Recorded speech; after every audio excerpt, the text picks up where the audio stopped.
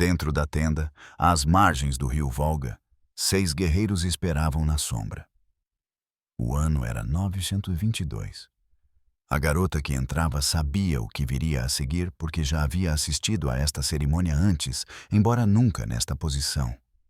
Seu nome era Sigrid, embora o cronista árabe, observando através do tecido da tenda, nunca o registrasse.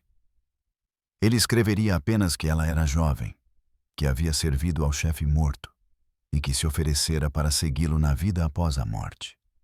O terceiro guerreiro acabara de terminar. O quarto se aproximou. Sigrid falou em palavras nórdicas quebradas que aprendera durante 2 anos de cativeiro, desde que sua aldeia eslava fora queimada. "Vejo meu mestre", disse ela a ninguém, a todos, a velha que chamavam de Anjo da Morte, que estava no canto aquecendo uma lâmina sobre as brasas. "Ele me chama ao seu salão." O quarto guerreiro não se importava com suas visões, nem o quinto. Quando o sexto terminou, Sigrid já não falava de ver nada. O Anjo da Morte se aproximou com a corda e a lâmina. Uma para estrangular, outra para a certeza. A multidão do lado de fora começou a cantar mais alto para encobrir quaisquer sons que pudessem escapar da tenda. Em 10 minutos, Sigrid queimaria no navio funerário ao lado do chefe que a possuía. Ela seria fumaça e memória, e nada. Mas Sigrid teve sorte. Ela sabia quando seu sofrimento terminaria. Podia contar os minutos até a libertação. A maioria das mulheres capturadas entrava em um sistema projetado para fazê-las rezar por uma morte que nunca viria.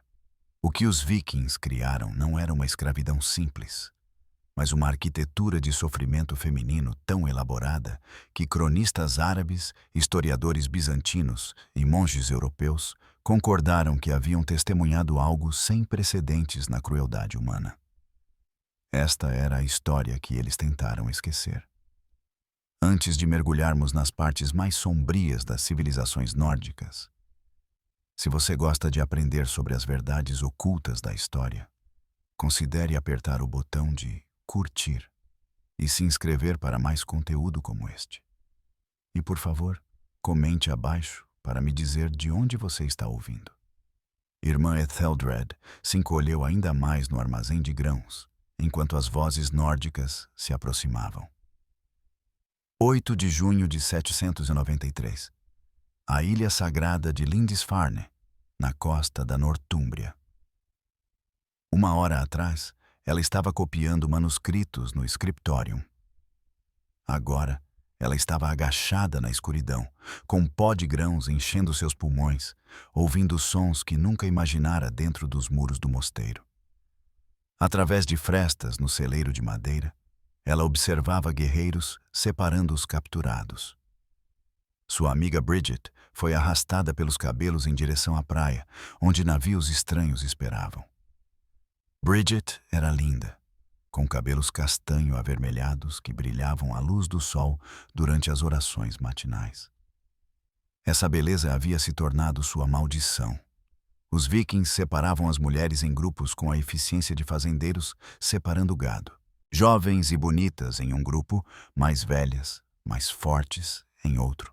As idosas e as doentes recebiam mortes rápidas, seus corpos deixados onde caíam. Uma mão mergulhou no grão ao lado dela. Dedos encontraram seu braço. O guerreiro que a puxou tinha olhos azuis e cheirava a sal e sangue. Ele disse algo em sua língua e a empurrou em direção à crescente fila de cativos. Irmã Etheldred, que dedicara sua vida a Cristo aos 14 anos, que passara 12 anos em contemplação pacífica, estava prestes a descobrir o que os vikings faziam com as mulheres que capturavam. A viagem de navio redefiniu o sofrimento. 40 mulheres amontoadas em um espaço destinado a 20. Não houve comida nos primeiros 2 dias e água apenas quando as ondas batiam na lateral, deixando-as lamber a umidade salgada da madeira que incontáveis cativas anteriores também haviam lambido. As mulheres eram organizadas por seu valor potencial. E mesmo na escuridão abaixo do convés, os guerreiros sabiam exatamente quais haviam sido selecionadas para quais propósitos.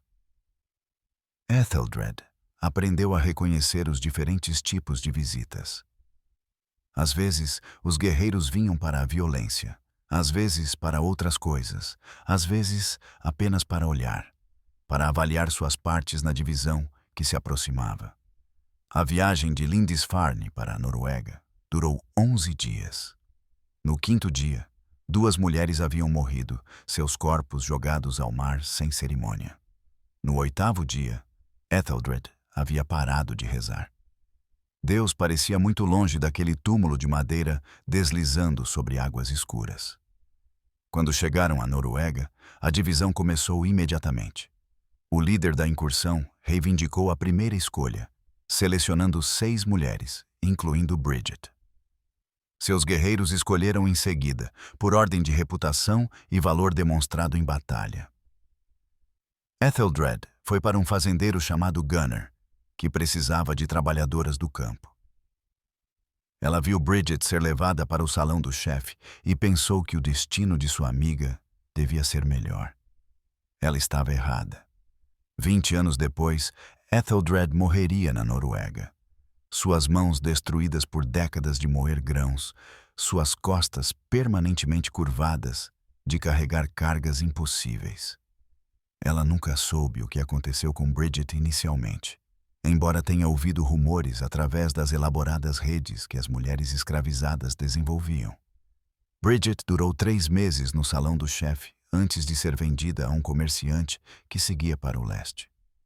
De lá, ela desapareceu nas vastas redes de escravos vikings que se estendiam da Islândia a Constantinopla. A noite em que Lindisfarne caiu não foi única. Foi o modelo para 3 séculos de incursões que transformariam o norte da Europa. Cada mosteiro, cada aldeia, cada fazenda isolada enfrentava a mesma possibilidade. Os navios podiam aparecer a qualquer amanhecer, e quando isso acontecia, as mulheres sabiam que suas vidas como seres humanos haviam terminado. Mas Bridget era linda, e a beleza no cativeiro Viking era uma maldição além da imaginação. Na manhã seguinte a uma incursão bem-sucedida em uma aldeia franca, Jarl Ragnar Mão de Ferro caminhou lentamente entre fileiras de mulheres capturadas. Seus homens as haviam arranjado por idade aproximada e saúde aparente. 200 mulheres ajoelhavam-se na lama do acampamento temporário, suas casas ainda fumegando ao longe. Ragnar carregava um cajado que usava para levantar queixos, virar rostos para a luz e inspecionar sua nova propriedade. Ele as separou em 3 categorias com eficiência prática. O primeiro grupo, as trabalhadoras, incluía mulheres mais velhas e aquelas que mostravam sinais de vida difícil. Estas trabalhariam nos campos, moeriam grãos e manteriam as casas até que seus corpos falhassem. O segundo grupo, as reprodutoras, consistia em jovens mulheres saudáveis em idade fértil. Elas produziriam mais escravos, seus filhos herdando automaticamente o status de suas mães. O terceiro grupo, marcado para propósitos especiais, incluía as bonitas, as nobres e as muito jovens. Marie tinha 30 anos, mãe de 4 filhos, que havia assistido os vikings matarem seu marido na porta de casa. Ela foi para o grupo das trabalhadoras. Suas mãos mostravam que sabia trabalhar, e sua constituição robusta sugeria que muitos anos de trabalho produtivo ainda restavam. Ela passaria 16 horas por dia moendo grãos na casa de Ragnar, seus dedos gradualmente se deformando com o movimento repetitivo até parecerem raízes retorcidas. Ela duraria 8 anos antes que seu corpo simplesmente parasse de funcionar, desgastado como uma ferramenta usada além do limite. Isabelle tinha 16 anos, filha de um pequeno nobre que tentara organizar a resistência. Ela foi para o grupo das reprodutoras. Em 1 mês, ela entenderia o que essa categorização significava. Em 1 ano, daria à luz seu primeiro filho, um menino que nunca saberia o nome de seu pai. Na década seguinte, Ela produziria 7 filhos, todos nascidos na escravidão, todos separados dela assim que pudessem trabalhar. A economia viking funcionava com essa multiplicação da propriedade humana. Margaret possuía o tipo de beleza que transcendia as circunstâncias. 20 anos, com feições que permaneciam marcantes mesmo através de lágrimas e lama, ela foi para o grupo de propósitos especiais. Seu destino divergiu imediatamente dos outros. Enquanto Marie e Isabelle permaneceriam na Escandinávia, Margaret seria limpa, alimentada com comida melhor e ensinada frases básicas em vários idiomas. Ela era um investimento sendo preparada para a venda ao maior licitante nos grandes mercados de escravos do Oriente. O processo de seleção revelava a precisão econômica subjacente às incursões vikings. Esta não era uma violência aleatória, mas uma colheita calculada. Cada categoria de mulher tinha valores de mercado específicos e propósitos designados dentro da elaborada maquinaria da escravidão nórdica. Os Vikings industrializaram o sofrimento humano com uma eficiência que só seria igualada no comércio transatlântico de escravos 7 séculos depois. As seleções de Ragnar naquela manhã eram replicadas em centenas de incursões a cada ano. Os vikings desenvolveram experiência em avaliar propriedade humana instantaneamente. Eles podiam determinar a idade aproximada de uma mulher pelos dentes, sua capacidade de trabalho pelas mãos e seu potencial reprodutivo pelos quadris. Sabiam quais etnias alcançavam preços premium em quais mercados. Mulheres francas traziam bons preços na Irlanda. Mulheres irlandesas eram valorizadas na Islândia. E mulheres eslavas alcançavam os preços mais altos nos mercados bizantinos. Os cálculos econômicos iam mais fundo. Uma mulher que sabia tecer valia 3 vezes mais do que uma que não sabia. Uma mulher que sabia ler e escrever, especialmente em latim, podia ser vendida para famílias bizantinas em busca de servas educadas. Uma mulher com conhecimento de ervas e cura podia servir em casas vikings em múltiplas capacidades. Toda habilidade aumentava o valor. Toda capacidade significava sobrevivência estendida, embora a própria sobrevivência se tornasse uma bênção questionável. Marie descobriu seu destino naquele primeiro dia, quando foi levada às Mós. 2 enormes pedras circulares, uma sobre a outra, com um cabo de madeira que exigia rotação constante. Grãos eram derramados de cima, farinha emergia de baixo. E a mulher que girava o cabo existia apenas para manter essa transformação. A mulher que ela substituía havia morrido no dia anterior, seu coração cedendo após 7 anos do mesmo movimento. Marie tomou seu lugar e começou a empurrar. As pedras eram pesadas. O trabalho era interminável. Suas mãos começaram a sangrar em poucas horas. Isabelle aprendeu o significado de sua designação quando foi levada a um prédio separado onde outras jovens viviam. Elas explicaram a realidade em sussurros. Ela seria criada como gado. Os filhos não seriam dela para criar. Resistência significava punição, que parava pouco antes de danificar sua capacidade reprodutiva. Aceitação significava sobrevivência, embora a sobrevivência neste contexto exigisse redefinir a palavra por completo. A preparação de Margaret começou imediatamente. Ela foi banhada, seus cabelos arranjados em estilos que enfatizavam suas feições.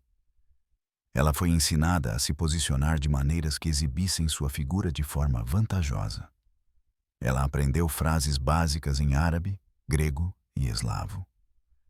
Todos os dias, comerciantes visitavam para inspecioná-la, embora a venda real aguardasse a chegada a um grande mercado.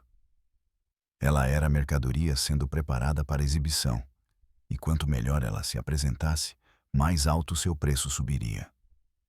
Mas a sobrevivência não era medida em anos. Era medida em quantas vezes você podia ser quebrada antes de permanecer quebrada. A plataforma de leilão em Dublin tinha 15 pés de altura, garantindo visibilidade para centenas de compradores que lotavam a praça do mercado. O ano era 852 e Dublin havia se transformado de um assentamento irlandês na sede ocidental dos vikings para o tráfico humano. A princesa Orleth estava nua na plataforma. Sua linhagem real agora meramente um argumento de venda para aumentar seu preço. O leiloeiro falava em 4 idiomas, descrevendo suas qualidades para mercadores bizantinos, comerciantes mouros da Espanha, colonos nórdicos da Islândia e colaboradores irlandeses locais que lucravam com o sofrimento de seu próprio povo. Ele enfatizava sua nobreza, sua educação, sua virgindade, embora esta última fosse uma suposição em vez de um fato verificado. A verificação diminuiria o preço ao sugerir dano à mercadoria. O lance inicial foi de 12 marcos de prata. Um mercador bizantino elevou para 15, sabendo que uma princesa irlandesa chamaria a atenção nos mercados de escravos de Constantinopla. Um colono islandês contra-atacou com 18, precisando de mulheres para sua casa em expansão. O preço final atingiu 24 marcos, pago por um comerciante que se especializava em mover mulheres de alto valor pelas rotas orientais. Orleth viajaria pela Suécia, pelos rios russos, e eventualmente chegaria a Bagdá, onde sua pele branca e cabelos ruivos a tornariam uma curiosidade exótica na casa de algum rico mercador. Mas a venda de Orleth foi apenas uma transação em um mercado que processava milhares de mulheres mensalmente. A infraestrutura escravista de Dublin rivalizava com os antigos mercados de Roma em escala e os excedia em eficiência. Currais de retenção podiam abrigar 500 mulheres de cada vez. Postos de alimentação forneciam sustento mínimo para preservar o valor sem custo excessivo. Inspetores médicos garantiam que mulheres doentes fossem isoladas para prevenir epidemias que pudessem destruir o inventário. A garota galesa chamada Branwen havia sido vendida 16 vezes em 2 anos. Cada venda a levava mais longe de casa, através de diferentes assentamentos vikings onde ela servia brevemente antes de ser revendida. O movimento constante era deliberado. Mulheres que ficavam em um lugar por muito tempo podiam desenvolver conexões, organizar resistência ou se tornar humanas para seus donos. O comércio as mantinha em movimento, perpetuamente deslocadas, eternamente estrangeiras. Nos currais de retenção, uma mulher picta deu à luz em palha que não era trocada há semanas. O bebê seria criado na escravidão se sobrevivesse, embora a mortalidade infantil nos currais excedesse 60%. A mãe receberia 3 dias para se recuperar antes de retornar à plataforma de leilão, sua gravidez recente anunciada como prova de fertilidade. Compradores apreciavam a confirmação de que seus investimentos podiam se multiplicar. Uma nobre franca chamada Elisande tentou comprar sua própria liberdade, oferecendo informações sobre ouro escondido nas propriedades de sua família. Os comerciantes ouviram sua informação, enviaram homens para recuperar o ouro e a venderam de qualquer maneira. O conceito de honra em negociações com escravos era considerado absurdo. Eles eram propriedade, e a propriedade não podia fazer acordos. As variações de preço revelavam a comodificação precisa da humanidade feminina. Uma virgem entre 14 e 18 anos podia valer 20 marcos. A mesma mulher, não mais virgem, caía para 12 marcos. Uma mulher com mais de 25 anos valia 8 marcos se não mostrasse habilidades especializadas. Uma mulher com mais de 35 anos valia 4 marcos, a menos que possuísse habilidades excepcionais. Uma mulher grávida podia valer 15 marcos, com o entendimento de que carregava uma potencial propriedade adicional. Habilidades criavam categorias premium. Uma mulher que podia iluminar manuscritos podia valer 30 marcos de mosteiros que procuravam continuar seu trabalho, apesar da falta de monges treinados. Uma mulher com conhecimento médico podia valer 40 marcos de assentamentos que precisavam de curandeiras. A habilidade musical, particularmente o canto, podia duplicar o valor de uma mulher para famílias ricas em busca de entretenimento. 3 navios chegavam semanalmente durante a temporada de comércio, cada um transportando de 30 a 60 mulheres recolhidas em incursões por todo o mundo cristão.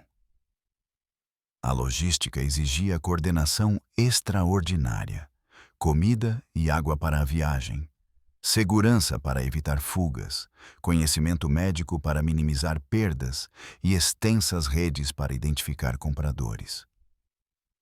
Os vikings haviam criado o sistema de tráfico humano mais sofisticado do mundo medieval. Um carregamento de 30 mulheres da França para a Islândia demonstra a matemática brutal do comércio. 2 mulheres pularam ao mar no 3º dia, preferindo o afogamento ao que quer que as esperasse. 5 morreram durante a viagem por doença, violência ou desespero. As 23 restantes foram distribuídas entre colonos islandeses que haviam feito pedidos antecipados.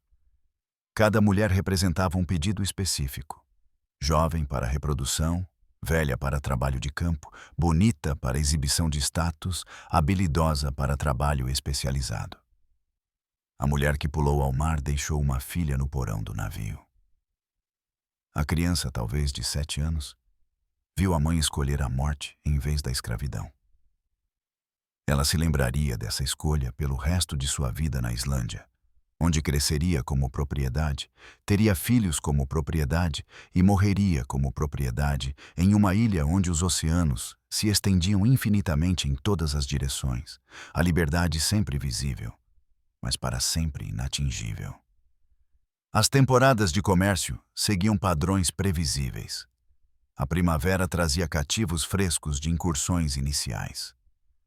O verão via o volume máximo enquanto as frotas vikings retornavam de campanhas estendidas. O outono trazia as vendas finais antes que o inverno tornasse as viagens marítimas impossíveis. O inverno significava preços reduzidos para comerciantes dispostos a manter inventário durante os meses congelados. Cada estação tinha seus próprios ritmos cruéis. Aqueles vendidos para a Islândia enfrentaram um horror único. Estavam entrando em uma prisão insular, onde a fuga significava morte por congelamento no oceano sem fim. No Thing, a Assembleia Geral da Islândia, em Thingvellir, no ano de 970, o orador da lei estava na plataforma de rocha e recitava de memória a seção da lei Gragás referente a escravas. Sua voz ecoou pela multidão reunida, enquanto ele proferia palavras que haviam sido refinadas por gerações para apagar completamente a humanidade feminina dentro dos quadros legais. O corpo de uma mulher escrava pertence inteiramente ao seu mestre. Ela não pode recusar qualquer uso de sua pessoa. Seus filhos pertencem ao seu mestre. Ela não pode possuir propriedade. Ela não pode testemunhar. Ela não pode buscar compensação por qualquer dano. Ela existe fora da lei, exceto como posse de seu mestre. Estas não eram abstrações, mas realidades diárias para milhares de mulheres em todo o mundo nórdico. A lei criava um estado de morte em vida, onde as mulheres existiam fisicamente, mas não tinham existência legal como pessoas. Eram propriedade animada, objetos que respiravam, posses conscientes sem mais direitos do que móveis ou gado. O caso sendo julgado naquele dia ilustrava perfeitamente o sistema. Thorstein Barba Ruiva havia matado a escrava de seu vizinho, chamada Asa, durante uma disputa por limites de campo. A mulher morta fora pega no meio quando Thorstein atacou seu vizinho com um machado. A questão legal não era assassinato, mas dano à propriedade. O julgamento exigia que Thorstein pagasse seu valor de substituição, 8 marcos de prata por uma mulher de aproximadamente 20 anos que sabia tecer. Não havia punição adicional, nenhuma consideração pela vida terminada. Simplesmente uma transação comercial para compensar propriedade destruída. Asa havia sido capturada na Irlanda 5 anos antes. Ela havia aprendido nórdico, adaptado-se ao clima rigoroso da Islândia e desenvolvido uma habilidade excepcional em tecelagem que a tornava valiosa para seu dono. Ela havia até mesmo tido 2 filhos que agora serviam na mesma casa. Nada disso importava legalmente. Sua morte foi registrada da mesma forma que a perda de ovelhas em uma tempestade. Destruição lamentável de bens que exigem compensação financeira. As leis Gragas foram ainda mais longe em sua desumanização. Uma fascinante provisão chamada Tradição do Presente da Manhã permitia que os mestres emprestassem escravas a convidados como gestos de hospitalidade.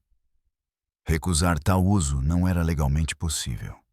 A mulher se tornava um presente temporário passado entre homens como copos de hidromel. Quaisquer crianças resultantes de tais arranjos automaticamente se tornavam propriedade do dono da mulher, independentemente do status do pai. Ragnhild experimentou este sistema quando seu mestre recebeu uma reunião de 5 chefes para discutir uma aliança de incursão. Por uma semana, ela foi passada entre os convidados todas as noites. Ao final da reunião, ela estava grávida. 9 meses depois, deu à luz um filho cujo pai poderia ter sido qualquer um dos 6 homens. A criança não era filho de ninguém, propriedade de todos, criada como escravo sem identidade, além da servidão de sua mãe. As leis abordavam todas as contingências da escravidão feminina com uma minuciosidade perturbadora. Se uma mulher escrava fosse ferida por alguém que não fosse seu dono, a compensação ia para o dono, não para uma mulher ferida. Se ela ficasse permanentemente deficiente, seu valor diminuía e o dono podia buscar a diferença de quem causou o dano. O sofrimento da mulher era irrelevante. Apenas o impacto econômico em seu dono importava. Gudrun descobriu isso quando um comerciante visitante a agrediu tão violentamente que ela não pôde mais trabalhar. Seu dono exigiu compensação não pela dor de Gudrun, mas pela perda de sua capacidade de trabalho. O comerciante pagou 3 marcos, a diferença entre uma escrava funcional e uma danificada. Gudrun não recebeu nada além de servidão contínua em um corpo que nunca curaria completamente. As leis de herança criaram uma escravidão geracional que parecia impossível de escapar. Filhos de mulheres escravas eram automaticamente escravos, independentemente do status do pai. Mesmo que um homem livre reconhecesse a paternidade, mesmo que quisesse reivindicar a criança, a lei era absoluta. O status da mãe determinava tudo. A liberdade não podia ser herdada através dos pais. A escravidão passava pelas mães como uma maldição no sangue. Isso criava situações de crueldade extraordinária. Homens livres podiam desenvolver afeto genuíno por mulheres escravas, podiam considerar seus filhos amados e podiam querer conceder-lhes a liberdade. A lei proibia isso sem a permissão do dono, o que exigia a compra da mãe e dos filhos pelo valor de mercado total. Poucos podiam arcar com tal despesa. Muitas crianças cresciam conhecendo seus pais, vendo-os diariamente, mas permanecendo propriedade que podia ser vendida a qualquer momento. O sistema legal também criou regras elaboradas sobre acesso sexual que revelavam a intersecção da lei de propriedade e violação humana.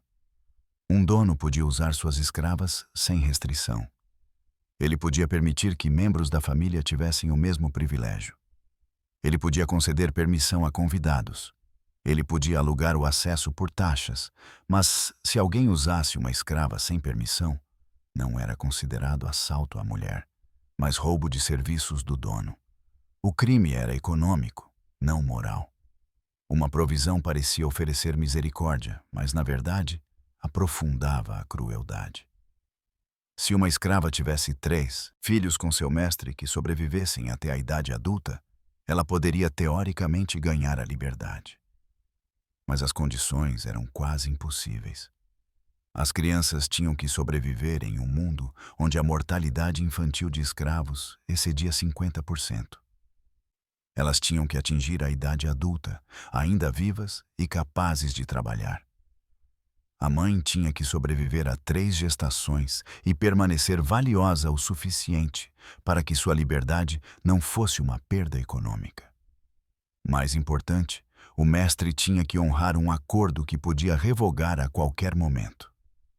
Em 4 gerações de registros islandeses detalhados, menos de uma dúzia de mulheres alcançaram a liberdade por meio dessa provisão. A maioria morreu tentando, seus corpos exaustos por gravidezes repetidas enquanto mantinham todas as funções de trabalho. Seus filhos viam suas mães buscar uma liberdade impossível através da reprodução, aprendendo que sua própria existência era tanto a esperança de sua mãe, quanto mais um elo em suas correntes. Mas a lei viking não apenas permitia violações. Ela criava algo pior. Violações que se tornavam tradições familiares, passadas de pai para filho como riqueza herdada. O banquete de casamento de Jarl Erik e Brianna ocorreu no mesmo salão onde o sangue de seu pai ainda manchava o chão. 3 dias haviam se passado desde que os guerreiros de Erik haviam rompido os portões da fortaleza irlandesa de sua família. Ela havia assistido Erik separar pessoalmente a cabeça de seu pai de seu corpo. Agora, ela estava ao lado dele, usando o vestido de noiva de sua mãe morta, o tecido ainda carregando o perfume de sua mãe. Os homens de Erik faziam piadas sobre domar a égua irlandesa. Eles apostavam em quanto tempo levaria para ela parar de lutar. Alguns lhe davam 1 semana. Outros, que já haviam visto esse processo antes, sabiam que levaria meses ou anos. A quebra completa de uma nobre exigia paciência e destruição sistemática de toda a fonte de identidade e resistência. Brianna tinha 17 anos. Até 3 dias atrás, ela estava se preparando para um casamento estratégico para unir 2 reinos irlandeses contra a expansão nórdica. Ela sabia ler latim, falava 3 idiomas e administrava as contas da casa de seu pai. Agora, ela era a prova viva da conquista viking, seu casamento com Erik, legitimando sua reivindicação às terras de sua família.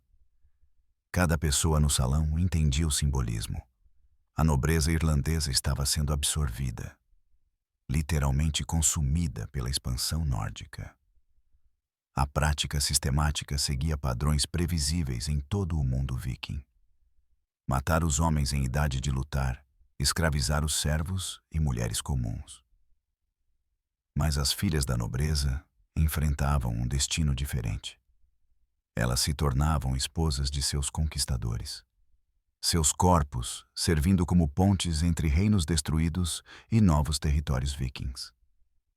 Esses casamentos não eram uniões, mas absorções projetadas para eliminar linhagens rivais, enquanto mantinham reivindicações legais às terras conquistadas. Erik havia matado o pai de Brianna, 2 irmãos e 6 primos masculinos na batalha pela fortaleza de sua família. Ele havia executado pessoalmente seu tio, que se rendeu depois de ter sido prometida misericórdia.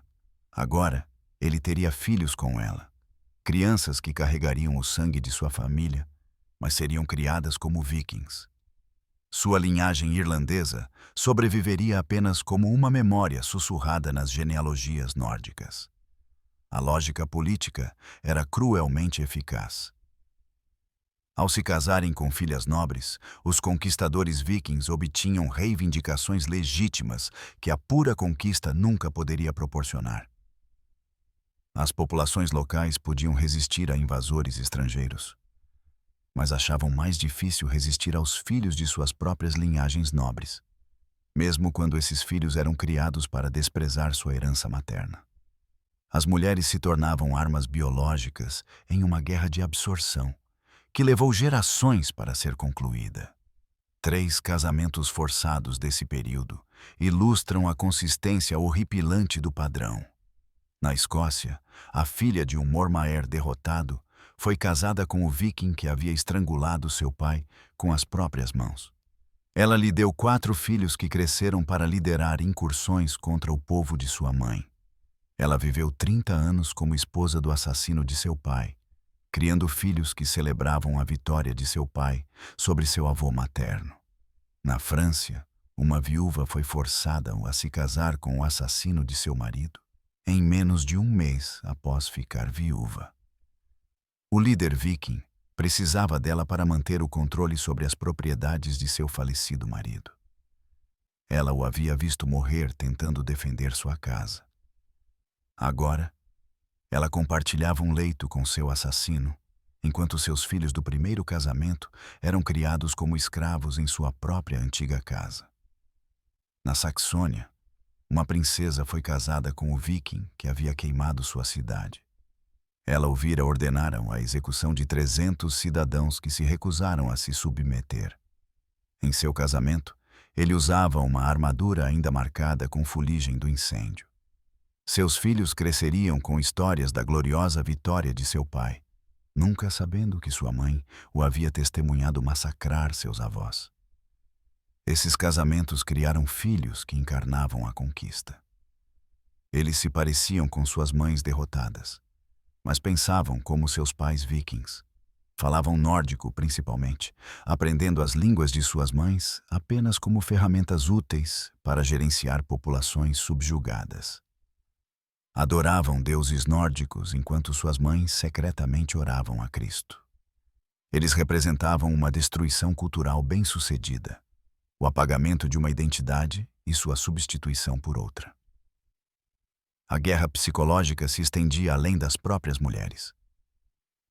Cada pessoa que havia servido à família de Brianna agora servia a Eric. Eles observavam a filha de seu antigo senhor compartilhar refeições com seu assassino.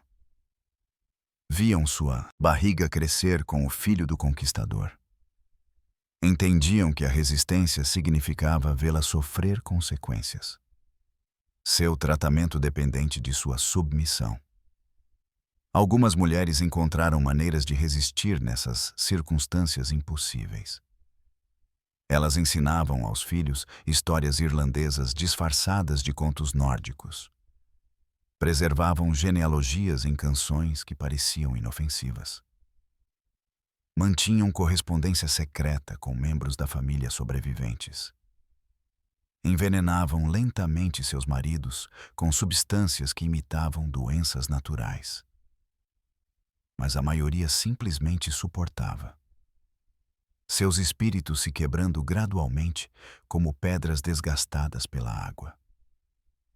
A vingança bem-sucedida de uma mulher se destaca nos registros históricos. Gudrun das Hébridas casou-se com o viking que matou seu pai e irmãos. Por 10 anos, ela desempenhou o papel de bela esposa, tendo 3 filhos, administrando sua casa e ganhando sua confiança. Ela aprendeu seus hábitos, suas fraquezas, suas alergias. No 10º ano, ela preparou um banquete usando cogumelos que ela sabia que o matariam lentamente. Ele morreu ao longo de 3 dias, acreditando ter comido comida estragada. Ela herdou sua propriedade como sua viúva, criando seus filhos livres de sua presença. Mas a vingança de Gudrun foi excepcional.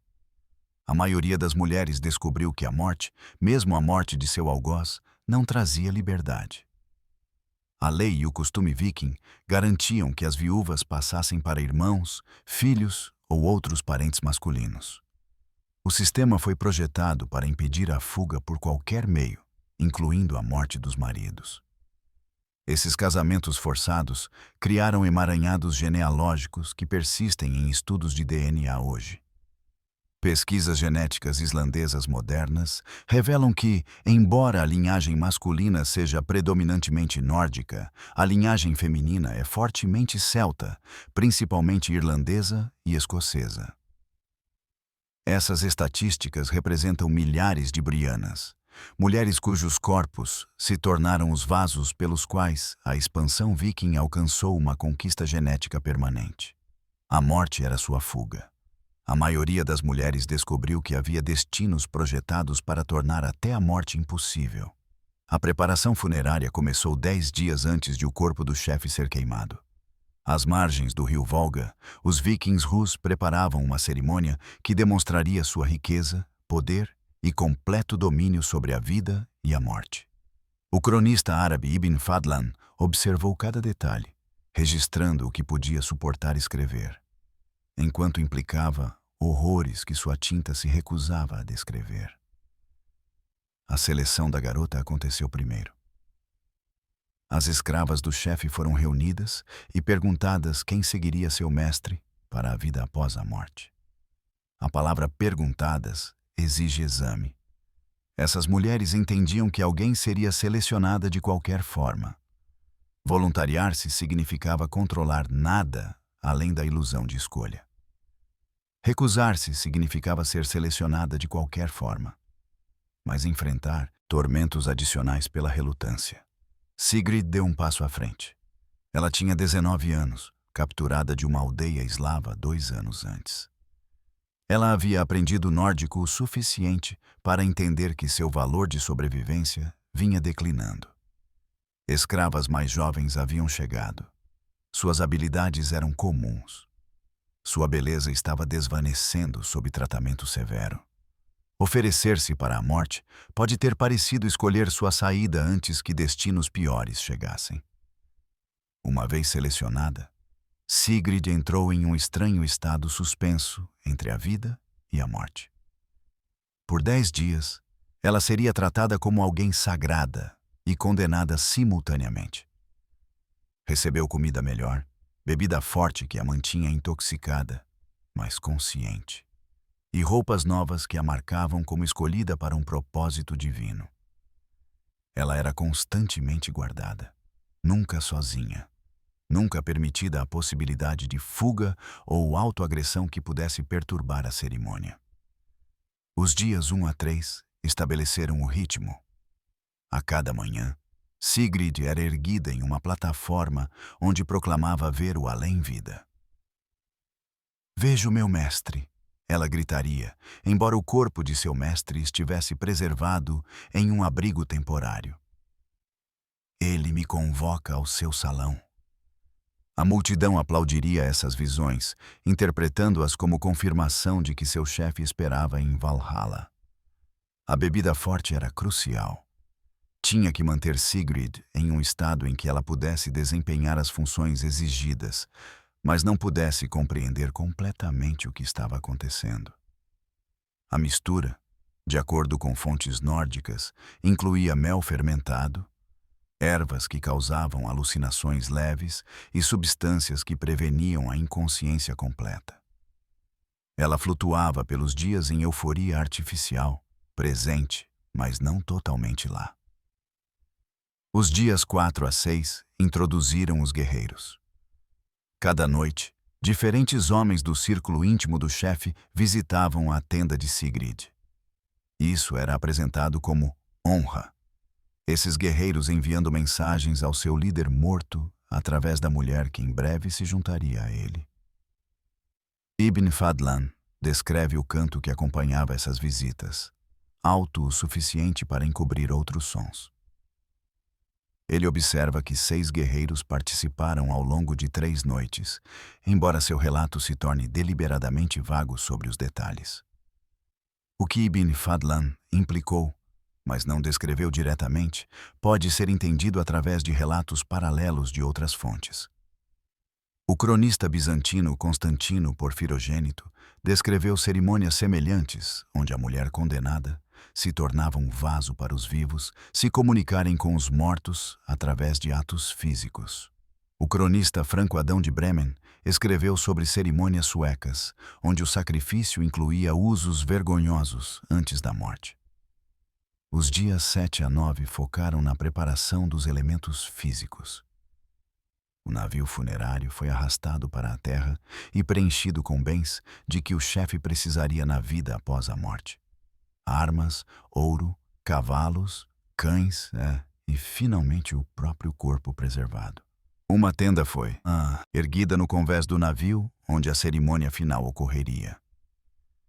Sigrid observou essas preparações, entendendo que cada adição ao navio aproximava sua morte.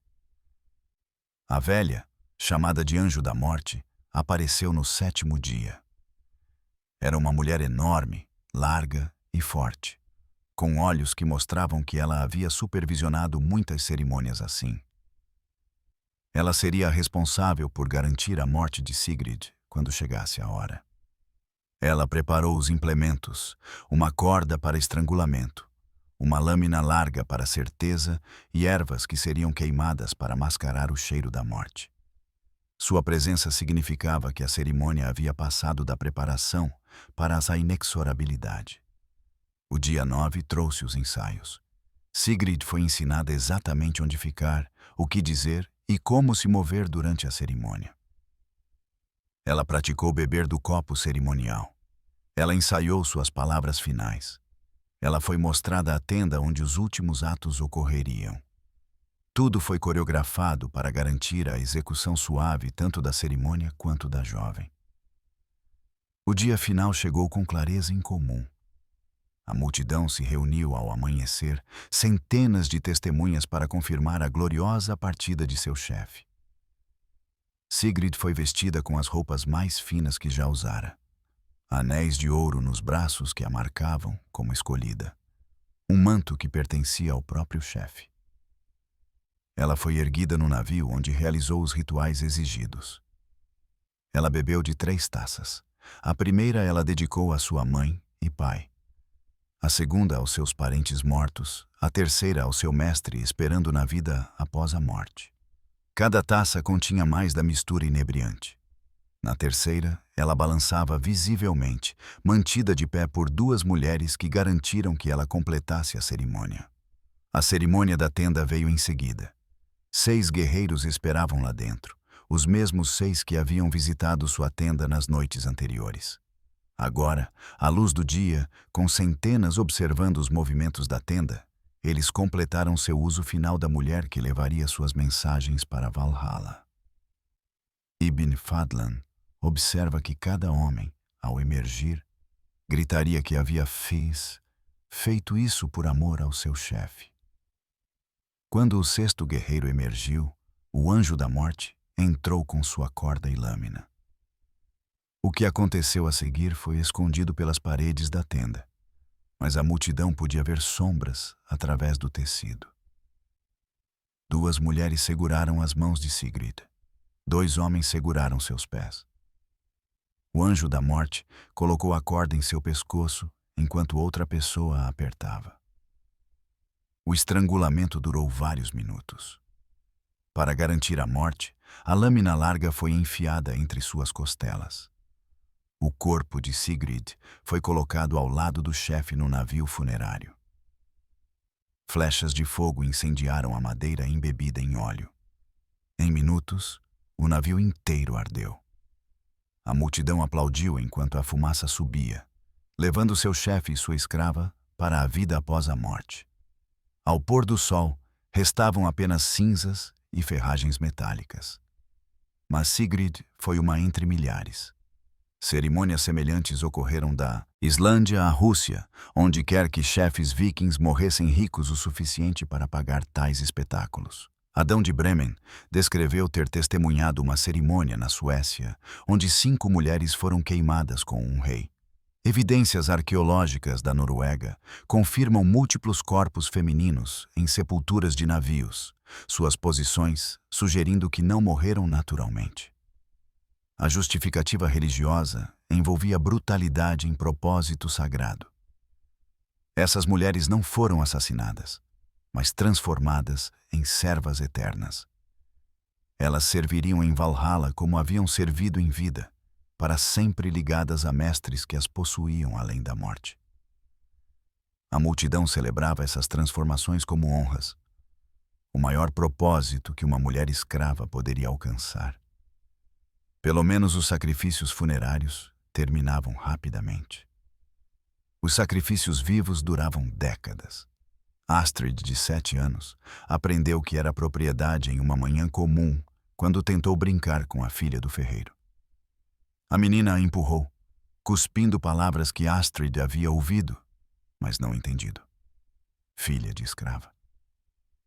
Sua mãe a encontrou chorando atrás do armazém de grãos, e explicou o que nunca deveria precisar ser explicado a uma criança. Elas não eram pessoas. Eram coisas que pareciam pessoas, mas não tinham mais direitos do que martelos ou arados. O nome de sua mãe era Ingrid, embora ela tenha sido chamada de Aoife na Irlanda, sua terra natal. Capturada aos 15 anos, tendo seu primeiro filho aos 16, ela havia produzido 4 filhos para a casa de seu mestre. Cada criança herdou automaticamente seu status, nascida na escravidão, pelo simples fato de emergir de seu corpo. A identidade do pai era irrelevante. Mesmo que ele fosse livre, mesmo que ele fosse o próprio mestre, as crianças permaneciam propriedade.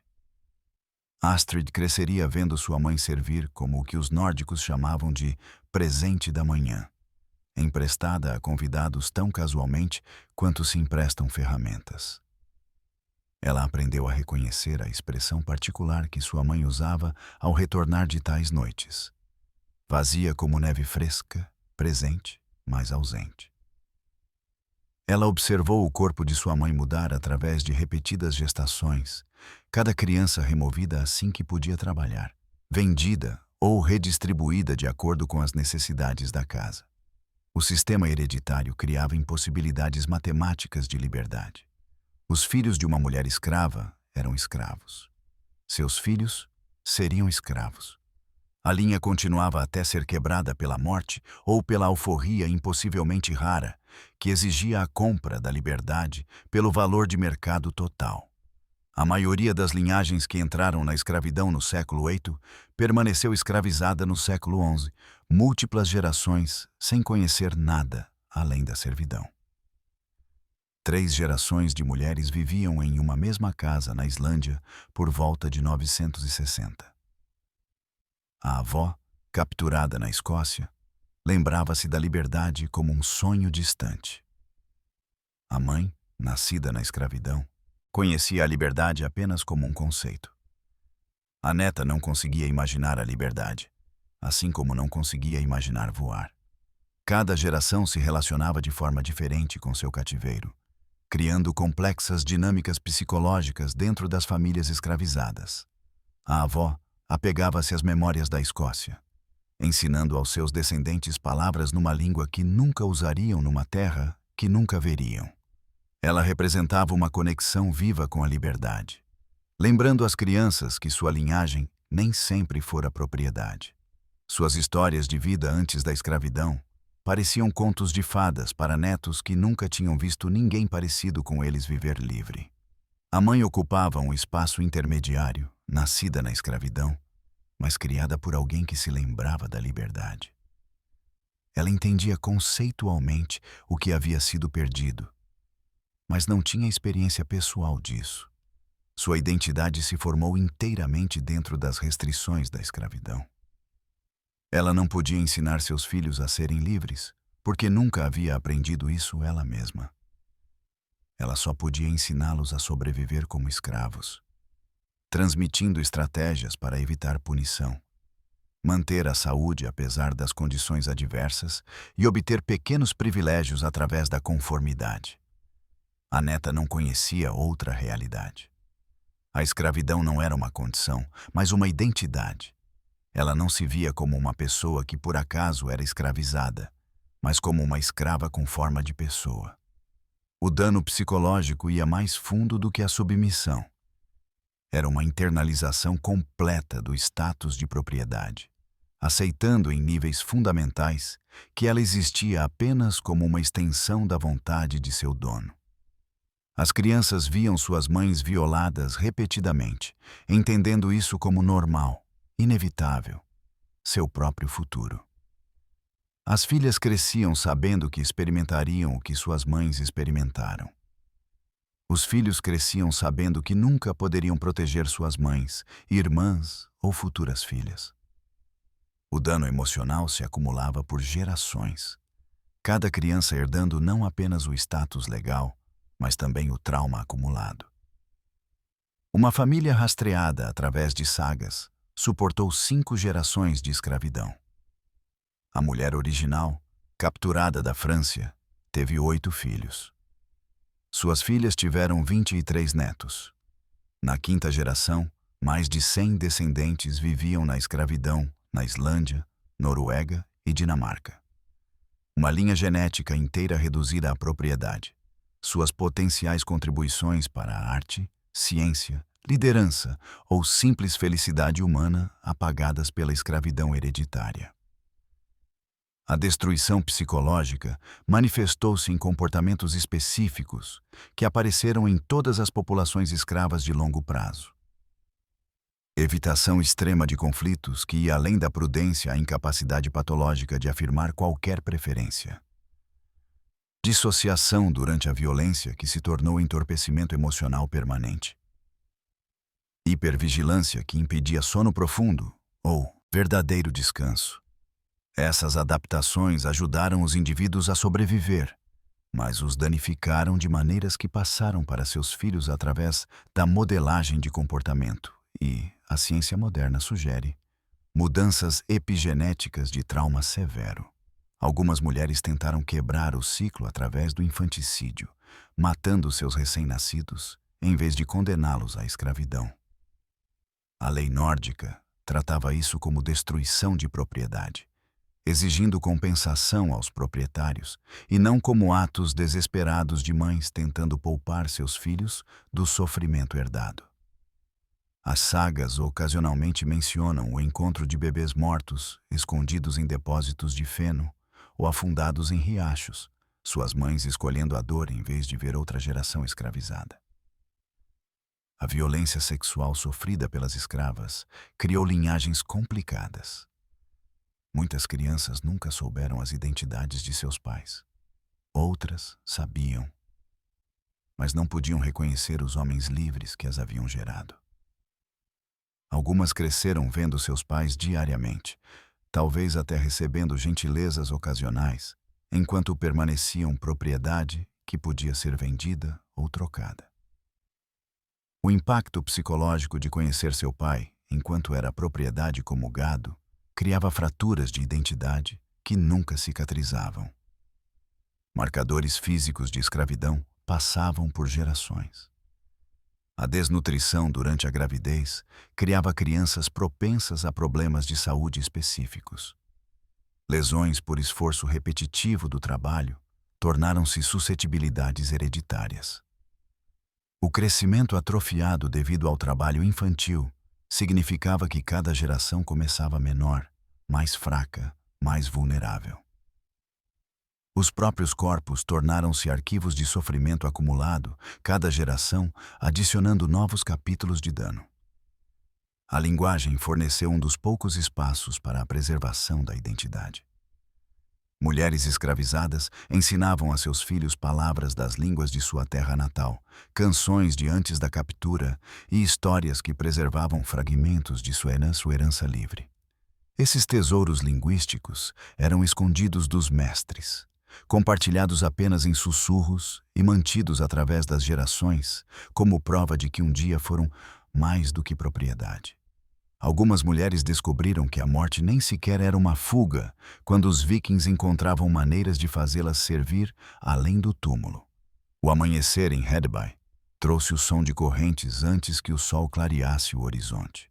O grande mercado de escravos neste centro comercial dinamarquês processava seres humanos com a eficiência de um moderno centro de distribuição. Mulheres chegavam em navios da Irlanda, Inglaterra e França, a oeste. Outras vinham por terra de territórios eslavos, a leste. Todas convergiam ali para serem separadas, precificadas e redistribuídas por todo o mundo viking. O mercado operava com precisão burocrática. Cada mulher recebia um número pintado no ombro, uma marca que não sairia por semanas. Registros eram mantidos de origem, idade aproximada, habilidades observáveis e condição física. Os vikings haviam criado um gerenciamento de inventário abrangente para seres humanos séculos antes que tais sistemas fossem aplicados a outros bens. Nesta manhã, um comboio de 50 mulheres havia chegado da Irlanda. Elas estavam conectadas por colares de ferro ligados por correntes, forçando-as a se mover como um único organismo. Quando uma mulher tropeçava de exaustão, a corrente puxava os pescoços das que estavam à sua frente e atrás. Elas haviam aprendido, durante a jornada, a se mover em ritmo, a antecipar os passos umas das outras, a se tornar uma única criatura, com 50 cabeças e 100 pernas. A triagem começou imediatamente. As mulheres foram separadas por etnia, idade e saúde aparente. Mulheres irlandesas foram para um curral, francas para outro, eslavas para um terceiro. A segregação era prática. Diferentes grupos étnicos alcançavam preços diferentes em mercados diferentes. Mulheres eslavas traziam preços premium nos mercados do sul. Mulheres irlandesas eram preferidas na Islândia. Mulheres francas alcançavam preços altos de comerciantes bizantinos. Dentro das divisões étnicas, vinha a triagem por idade. Meninas menores de 14 anos em um grupo, mulheres de 14 a 25 em outro, de 25 a 35 em um terceiro, mulheres mais velhas em um quarto. Cada faixa etária tinha valores de mercado e destinos específicos. As mais jovens podiam ser criadas em casas para serem perfeitamente treinadas. As mulheres em idade prime enfrentavam venda imediata para valor máximo. Mulheres mais velhas iam para operações agrícolas onde seu trabalho remanescente podia ser extraído antes do descarte. O processo de inspeção tirava qualquer dignidade restante. Compradores examinavam os dentes para estimar idade e saúde. Apalpavam os músculos para avaliar a capacidade de trabalho. Verificavam gravidez, doenças ou lesões que pudessem afetar o valor. As mulheres ficavam nuas em filas enquanto estranhos as avaliavam como gado, discutindo seus corpos como mercadoria. Um comboio de 50 mulheres demonstra a logística brutal do comércio. Elas iniciaram sua jornada em Dublin, com destino a Bagdá. A viagem de navio para a Dinamarca levou 5 dias. 12 mulheres foram vendidas em Hedeby. As 38 restantes seguiram por terra através de territórios eslavos. Em cada grande posto comercial, mais algumas eram vendidas ou trocadas por suprimentos. Quando chegaram a Kiev, restavam 23. A viagem de Rio para o sul ceifou mais 3 por doença. 20 chegaram a Constantinopla. Apenas 12 das 50 originais chegaram a Bagdá. Cada etapa da jornada trazia novos horrores. Diferentes equipes de guardas com diferentes apetites. Diferentes idiomas significando incapacidade de comunicar necessidades ou entender comandos. Diferentes climas exigindo adaptação enquanto acorrentadas e subalimentadas. As mulheres que sobreviveram aos destinos finais haviam suportado transformações que as deixaram mal reconhecíveis como as pessoas que haviam iniciado a jornada. Mercados especializados desenvolveram-se para tipos específicos de mulheres. Constantinopla preferia mulheres educadas que pudessem servir como escribas ou tutoras. A elaborada burocracia do Império Bizantino criou demanda por escravas letradas que pudessem gerenciar correspondência em múltiplos idiomas. Uma mulher que soubesse ler e escrever latim, grego e árabe podia valer 50 marcos de prata. Os mercados de Bagdá procuravam jovens mulheres para os haréns de comerciantes ricos. Os padrões de beleza eram precisos e culturalmente específicos. Pele clara, cabelo ruivo ou loiro, olhos azuis. Características que pareciam exóticas no mundo islâmico. Essas mulheres enfrentavam destinos particulares, desaparecendo em lares privados onde poderiam viver décadas sem nunca serem vistas por ninguém, exceto seus donos e outras escravas. O mercado da Islândia exigia mulheres fortes, capazes de trabalho agrícola e produção têxtil. Os assentamentos insulares isolados precisavam de mulheres que pudessem trabalhar nos campos, cuidar de animais, fiar e tecer durante longos invernos. A beleza era menos valorizada que a resistência. Uma mulher comum que pudesse trabalhar 18 horas por dia trazia preços mais altos do que uma mulher bonita que pudesse quebrar sob condições adversas. A Suécia desenvolveu mercados para mulheres habilidosas em ofícios específicos. Uma mulher que pudesse trabalhar o ferro trazia preços premium. Uma que entendesse de cervejaria alcançava alto valor. Aquelas com conhecimento médico eram particularmente valorizadas. Os vikings reconheciam que certas habilidades multiplicavam o valor e procuravam ativamente mulheres com capacidades especializadas. A infraestrutura que apoiava esses mercados era vasta. Caçadores de escravos operavam como empreiteiros independentes, invadindo assentamentos isolados para capturar mulheres e crianças para venda. Tradutores trabalhavam nos mercados, ensinando frases básicas em nórdico a novas cativas ou servindo como intermediários em negociações. Médicos, tais como eram, mantinham as mulheres vivas durante as viagens, entendendo que mercadoria morta não trazia lucro. Os instrumentos financeiros desenvolvidos para o comércio de escravos antecederam o comércio moderno. Acordos de crédito permitiam que compradores adquirissem mulheres com pagamento futuro prometido. Sistemas de seguro cobriam perdas durante o transporte. Parcerias de investimento uniam recursos para grandes compras. Os vikings criaram mecanismos financeiros sofisticados que mais tarde seriam aplicados a outras formas de comércio. Algumas mulheres foram vendidas dezenas de vezes, passando de dono para dono, como moedas trocando de mãos. Cada venda significava nova violência, nova adaptação, nova destruição de qualquer estabilidade ou identidade que pudessem ter construído. O movimento constante era muitas vezes deliberado, impedindo que as mulheres formassem conexões ou organizassem resistência.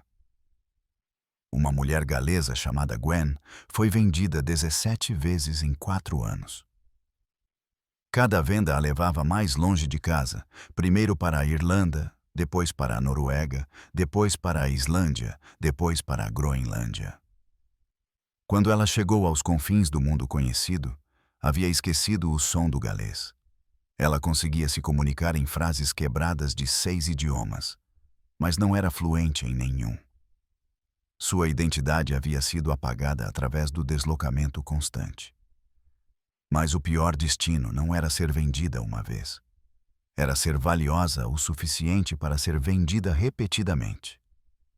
A escrava fugitiva chamada Ursa alcançou a costa norte da Islândia após 3 dias de fuga. Seus pés estavam destruídos de atravessar campos de lava. Suas mãos estavam rasgadas de escalar rocha vulcânica. Mas ela havia chegado ao oceano, ao que ela pensava que seria liberdade. Então ela compreendeu a geografia de sua prisão. A água se estendia infinitamente em todas as direções. Nenhum navio esperava. Nenhuma outra terra era visível. Mesmo que ela pudesse roubar um barco, ela não sabia em que direção navegar. A terra mais próxima era a Groenlândia, ela mesma outra prisão congelada. Além disso, nada além de oceano até a Noruega, que ela nunca poderia alcançar em um pequeno barco. A liberdade era geograficamente impossível. Sua recaptura levou 2 dias. O padrão de assentamento da Islândia significava que a fuga era sempre temporária. Não havia florestas para se esconder permanentemente, nenhum reino vizinho para alcançar, nenhuma comunidade que abrigaria fugitivos. Cada pessoa na ilha conhecia todas as outras, ou conhecia alguém que conhecia. Uma mulher estranha viajando sozinha era imediatamente óbvia como uma escrava fugitiva. Quando trouxeram Ursa de volta, sua punição foi precisamente calculada. Não a morte, que desperdiçaria seu valor, nem a mutilação que impediria o trabalho. Em vez disso, eles a aleijaram, cortando tendões em seus calcanhares que curariam torto, permitindo que ela trabalhasse, mas nunca mais corresse. Ela passaria seus anos restantes movendo-se com um andar arrastado, que a marcava como alguém que havia tentado escapar e aprendido a impossibilidade disso. A escravidão insular da Islândia e da Groenlândia criou horrores psicológicos únicos. Em territórios continentais, os escravos podiam pelo menos imaginar a fuga. Eles podiam sonhar em alcançar terras livres, encontrar comunidades que pudessem aceitá-los, desaparecer em populações onde pudessem se misturar. Os escravos insulares enfrentavam a certeza de que a fuga significava apenas morte por oceano, vulcão ou gelo. O assentamento da Islândia começou em 864, e desde o início os escravos compreendiam uma parte significativa da população. Os colonos livres precisavam de mão de obra maciça para criar fazendas viáveis a partir do solo vulcânico. Eles trouxeram escravos da Noruega e capturaram mais em incursões na Escócia e na Irlanda. Esses escravos enfrentaram uma paisagem que parecia projetada por deuses para impedir a fuga. O interior era um deserto vulcânico inabitável. As costas eram falésias rochosas fustigadas por mares violentos. Entre os assentamentos estendiam-se quilômetros de terreno acidentado que matariam viajantes despreparados. O verão trazia luz do dia contínua, que tornava a ocultação impossível. O inverno trazia escuridão e frio que matavam em horas. A própria ilha era uma prisão mais segura do que quaisquer paredes poderiam criar. Uma tentativa de fuga em massa em 912 terminou em desastre completo. 23 escravos de várias fazendas coordenaram sua fuga, planejando roubar barcos e tentar chegar à Escócia. Eles chegaram à costa. Conseguiram até roubar 2 pequenos barcos de pesca, mas não tinham conhecimento de navegação oceânica. Ambos os barcos foram encontrados semanas depois, levados para a costa sul da Islândia. Todos os 23 haviam morrido no mar. Seus corpos nunca recuperados. Algumas mulheres escolheram a morte vulcânica em vez da recaptura. A geologia ativa da ilha fornecia uma forma de fuga que não podia ser prevenida. Mulheres se jogavam em fontes termais que as ferviam vivas. Outras caminhavam para fluxos de lava, escolhendo a incineração instantânea em vez da escravidão contínua. O vulcão Hekla era conhecido como um local onde escravos desesperados acabavam com suas vidas em fogo em vez de viver em correntes. O impacto psicológico da desesperança geográfica criou padrões de comportamento específicos. Os escravos insulares mostravam taxas mais altas de dissociação completa, simplesmente desligando-se mentalmente enquanto seus corpos continuavam trabalhando. Eles desenvolviam mundos de fantasia elaborados, criando fugas internas quando a fuga externa era impossível. Alguns tornaram-se catatônicos, funcionando fisicamente, mas deixando de responder a qualquer coisa além de comandos diretos. O isolamento da Groenlândia era ainda mais completo. Os 2 pequenos assentamentos lá exigiam trabalho maciço para sobreviver no ambiente hostil. Mas a fuga significava morte certa em uma paisagem de gelo e pedra. A viagem oceânica para qualquer outro lugar levava semanas em grandes navios. Pequenos barcos ou tentativas de fuga individuais significavam suicídio. A própria terra não fornecia sustento para fugitivos. A morte viria do frio, da fome ou de ursos polares, muito antes de qualquer possibilidade de liberdade. As mulheres na Groenlândia enfrentaram horrores adicionais devido ao desequilíbrio de gênero. Os colonos masculinos livres superavam as mulheres livres em 5-1.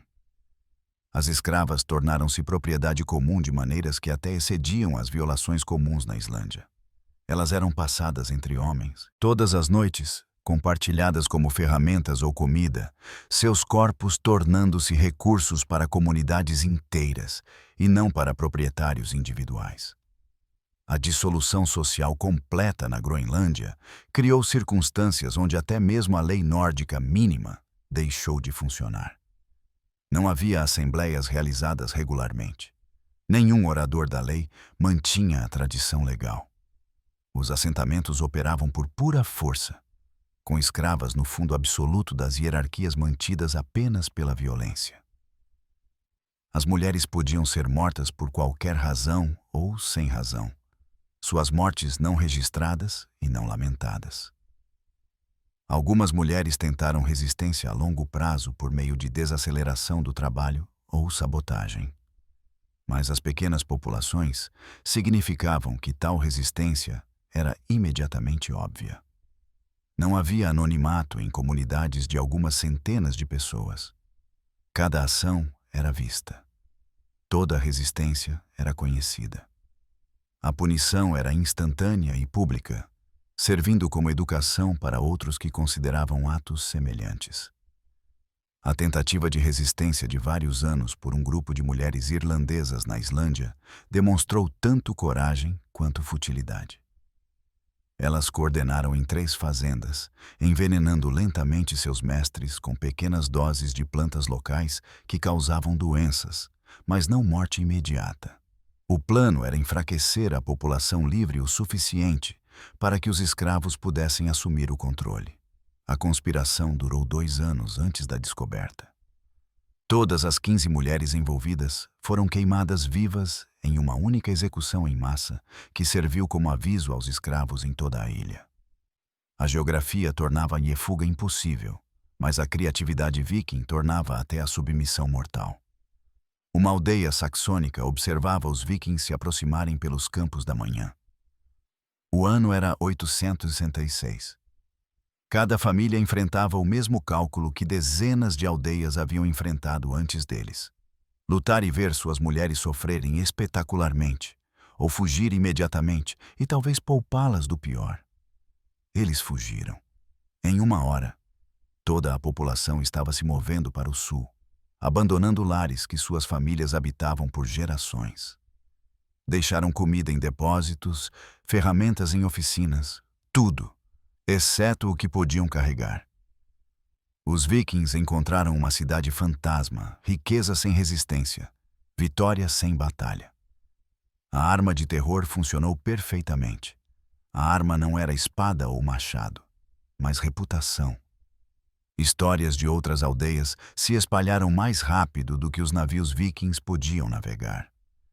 Todos sabiam o que acontecia com as mulheres em assentamentos derrotados. As violações públicas, os processos de seleção, a escravidão que se seguia. Essas histórias, deliberadamente espalhadas e provavelmente embelezadas, criaram evacuações em massa antes que os vikings chegassem. A matemática do terror foi precisamente calculada. Uma mulher brutalizada criava histórias que se espalhavam por redes de parentesco, conexões comerciais e reuniões religiosas. Essas histórias alcançavam centenas de outras mulheres que então influenciavam as decisões de suas famílias quando os vikings apareciam.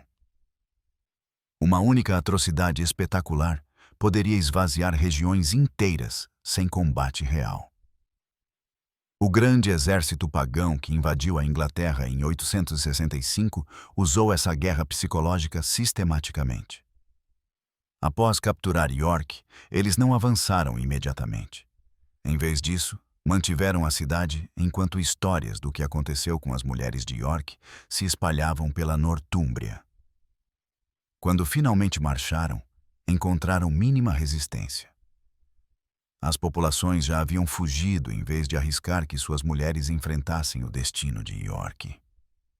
Ivar, o desossado, um dos líderes do exército, entendia o valor propagandístico das cativas. Ele desfilava nobres capturadas por territórios que pretendia conquistar, exibindo-as em condições que comunicavam o que aguardava a resistência. Essas mulheres, ainda vivas, mas obviamente quebradas, eram mais eficazes do que ameaças ou negociações. Eram advertências vivas que viajavam com o exército. As incursões na Normandia demonstraram como o terror através dos corpos femininos podia esvaziar regiões inteiras com eficiência. Depois que os vikings violaram publicamente a esposa e as filhas do conde de Rouen, os territórios vizinhos experimentaram uma imigração em massa. Famílias abandonaram fazendas produtivas em vez de arriscar destinos semelhantes. A interrupção econômica das populações em fuga excedeu o que os vikings poderiam ter alcançado através da destruição direta. Crônicas da época descrevem a velocidade da transmissão do terror. Um mosteiro atacado na segunda-feira geraria histórias que chegariam a assentamentos a 50 milhas de distância na quinta-feira. As famílias estariam se movendo na sexta-feira. Na segunda-feira seguinte, os vikings encontrariam aldeias abandonadas, prontas para fácil pilhagem. A eficiência excedia qualquer campanha militar dependente de combate real. As estratégias deliberadas incluíam cronometrar ataques para máximo impacto psicológico. Os invasores atacariam durante festivais de colheita, quando as comunidades se reuniam, garantindo o máximo de testemunhas para as atrocidades. Eles visariam celebrações religiosas, violando mulheres em igrejas para combinar horror espiritual e físico. Eles escolheriam dias de mercado, quando os comerciantes levariam histórias para comunidades distantes. Obrigá-los a assistir era a prática padrão. Maridos assistiam esposas violadas. Pais assistiam filhas sendo levadas. Irmãos assistiam irmãs sendo selecionadas para a escravidão. A destruição psicológica de homens, ao testemunharem o sofrimento de membros femininos da família, criava populações quebradas, incapazes de resistência. Esses homens espalhariam histórias de sua própria impotência, encorajando outros a fugir em vez de enfrentar impotência semelhante. As histórias se espalharam com detalhes específicos que amplificaram o terror. Não apenas que as mulheres foram levadas, mas como foram separadas. Não apenas que foram escravizadas, mas os destinos específicos que aguardavam diferentes categorias. A precisão do horror, a eficiência organizacional do sofrimento, tornavam-no inescapável. A resistência parecia fútil quando o inimigo havia industrializado a brutalidade. Algumas crônicas saxãs sugerem que os vikings deliberadamente libertavam certas cativas para espalhar histórias. Mulheres que haviam testemunhado, mas não experimentado, as piores violações eram libertadas para levar avisos a outros assentamentos. Elas se tornavam ferramentas de propaganda involuntárias, seu testemunho mais credível do que as ameaças vikings, porque tinham visto a realidade. O efeito multiplicador significava que os vikings podiam conquistar mais pela reputação do que pelo combate. Para cada assentamento realmente atacado, 3 outros poderiam evacuar com base em histórias. Para cada mulher realmente escravizada, dezenas de outras fugiriam da escravidão potencial. A arma de terror transformou as incursões vikings de desastres locais em evacuações regionais. Os benefícios econômicos eram substanciais. Assentamentos abandonados podiam ser saqueados sem resistência. Populações em fuga deixavam para trás tudo que era muito pesado para carregar. Os vikings ganhavam riqueza sem arriscar guerreiros em combate. A guerra psicológica tornava a conquista rentável com o mínimo de combate real. Comunidades religiosas eram particularmente vulneráveis a táticas de terror. Mosteiros e conventos que recebiam refugiados ouviam relatos detalhados de atrocidades. Essas histórias eram registradas em crônicas, espalhando-se por redes religiosas que alcançavam reinos. Um único ataque a uma comunidade religiosa podia gerar terror em todas as redes cristãs. Mas algumas mulheres encontraram maneiras de resistir que aterrorizaram até os vikings. O envenenamento à meia-noite no salão de Jarl Håkon deixou 12 guerreiros mortos ao amanhecer. Eles foram descobertos em posições grotescas, espuma seca nos lábios, seus rostos congelados em agonia final. A escrava irlandesa Deirdre estava entre os corpos, sem fazer nenhuma tentativa de se esconder ou escapar. Quando a prenderam, ela disse simplesmente: "Valeu a pena." Ela havia sido capturada 3 anos antes, quando os vikings invadiram a fazenda de sua família perto de Cork. Ela os vira matar seu marido e filho mais velho. Seus filhos mais novos haviam sido levados para a escravidão, dispersos para diferentes assentamentos. Ela havia sido levada para o salão de Håkon como especialista em cervejaria. Seu conhecimento de ervas e fermentação a tornando valiosa para a produção de hidromel. Esse mesmo conhecimento lhe havia proporcionado sua arma. Ela sabia quais cogumelos comuns nas florestas norueguesas causariam uma morte devastadora se preparados corretamente. Ela os estava coletando há meses, secando-os, moendo-os até um pó indistinguível de especiarias comuns. Ela esperou pela celebração da vitória, quando os guerreiros beberiam muito, quando mais um ingrediente no hidromel passaria despercebido. Sua execução levou 3 dias. Eles a quebraram na roda, tomando cuidado especial para prolongar seu sofrimento. Mas as testemunhas notaram que ela nunca gritou, nunca implorou, nunca mostrou arrependimento. Ela falou apenas mais uma vez, perguntando se todos os 12 estavam mortos. Ao receber um sim, ela sorriu. Esse sorriso assombrava os sobreviventes mais do que as mortes de suas vítimas. Deirdre não era única. Em todo o mundo viking, mulheres escravizadas encontraram maneiras de resistir que variavam de sabotagem sutil à violência espetacular. A maioria pagou com suas vidas, mas sua resistência, por mais fútil que parecesse, criou complicações para os sistemas de escravidão viking que exigiam vigilância constante contra as próprias mulheres que eles haviam subjugado. O veneno era a ferramenta mais comum de resistência.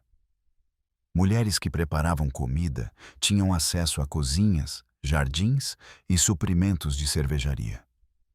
Elas aprendiam quais plantas locais causavam doenças versus morte. Algumas se envolviam em envenenamento lento, que parecia ser uma doença natural. Outras, como Deirdre, escolhiam eventos de vítimas em massa que enviavam mensagens, embora garantissem suas próprias mortes. Uma mulher galesa chamada Saras matou 3 mestres em 5 anos antes de ser pega. Cada morte parecia natural. A primeira parecia ter morrido de intoxicação alimentar, a segunda de uma doença debilitante, a terceira de insuficiência cardíaca súbita. Somente quando o 4º mestre desconfiou e teve sua comida testada, descobriram que ela estava usando pequenas doses de mercúrio, disponível em trabalhos de metal, para envenenar lentamente cada proprietário. Seu conhecimento veio de seu pai, que havia sido curandeiro antes que os vikings o matassem. O incêndio criminoso forneceu outra via para a resistência.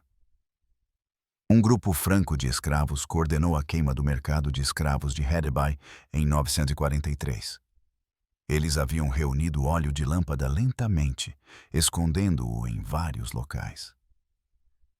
Em uma noite em que ventos fortes sopravam do oeste, eles atearam fogo simultaneamente em 6 pontos ao redor do mercado. A conflagração destruiu não apenas os currais de escravos, mas porções significativas do posto comercial. 17 das 20 mulheres envolvidas morreram nas chamas que atearam, escolhendo a imolação em vez da recaptura. O infanticídio, devastador para as mães, mas visto como misericórdia em comparação com condenar crianças à escravidão, ocorria regularmente. Mulheres sufocavam recém-nascidos ou os abandonavam em florestas, escolhendo a dor em vez de ver outra geração escravizada. A lei nórdica tratava isso como destruição de propriedade.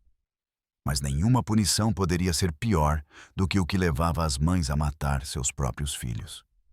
A guerra de informação tornou-se uma resistência sutil, mas eficaz. Mulheres que aprendiam nórdico podiam espionar seus mestres, passando informações para outros escravos ou até para inimigos de seus captores. Uma mulher saxã chamada Elfwin passou 7 anos fingindo entender menos nórdico do que realmente sabia, reunindo informações que ela eventualmente passou para as forças inglesas, planejando resistência contra a expansão viking. Algumas mulheres seduziam homens vikings especificamente para matá-los. Elas ganhavam confiança através de aparente submissão, obtinham acesso a espaços privados e então atacavam quando as vítimas estavam mais vulneráveis. Uma mulher eslava chamada Rusa matou 5 líderes vikings em 3 anos, tornando-se sua concubina, esperando até que confiassem totalmente nela, e então cortando suas gargantas enquanto dormiam. Pactos de suicídio entre mulheres capturadas impediam os vikings de obter o valor esperado das incursões.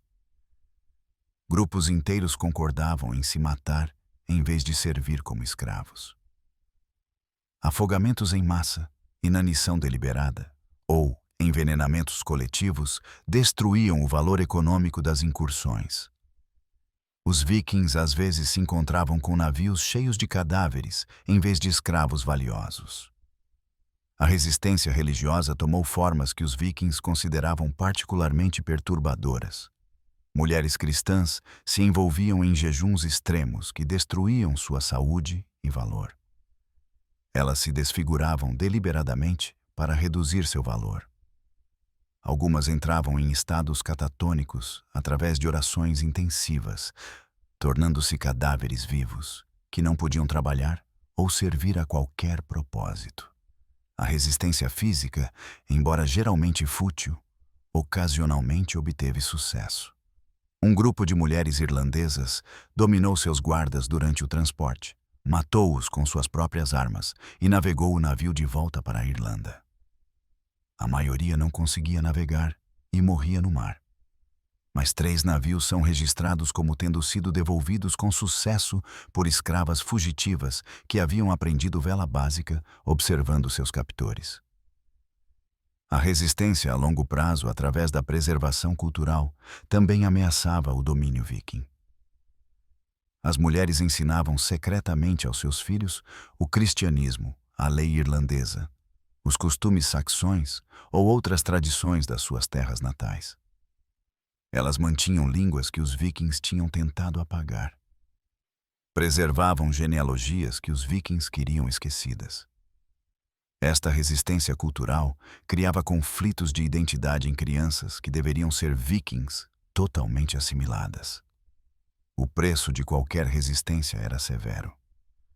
A execução da águia de sangue, onde as costelas eram quebradas para fora para se assemelharem a asas e os pulmões puxados para fora para tremular como asas, era por vezes usada para mulheres que tinham matado mestres.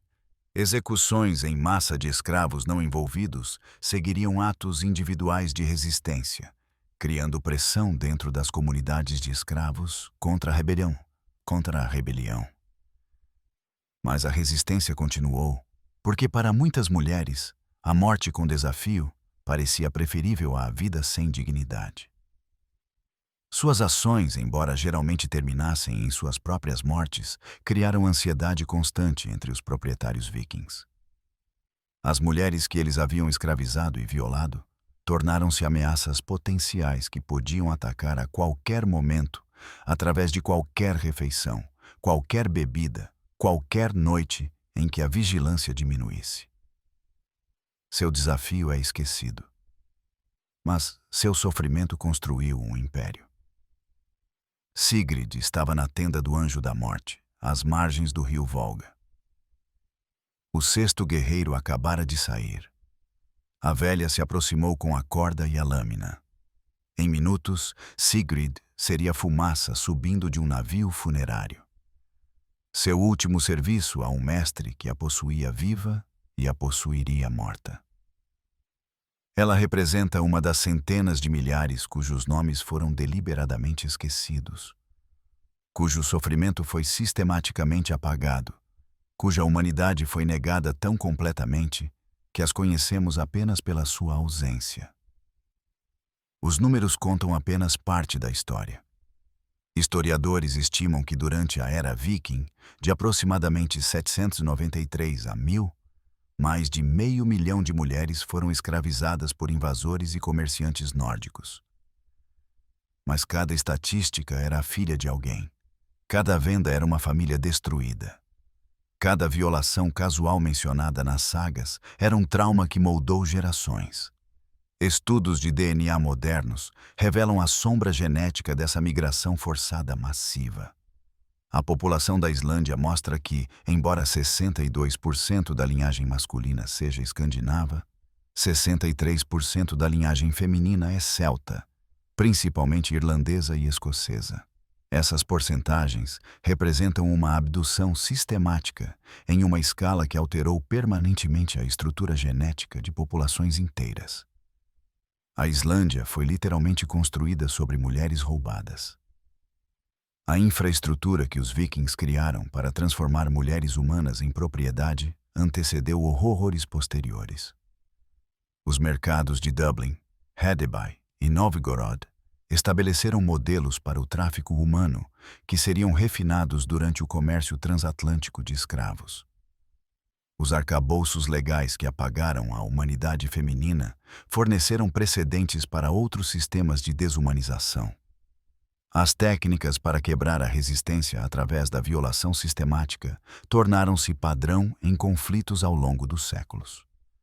O que tornou a escravidão viking particularmente horrível não foi sua escala, embora fosse vasta, nem sua brutalidade, embora fosse extrema. Foi a normalização completa do sofrimento feminino como base econômica.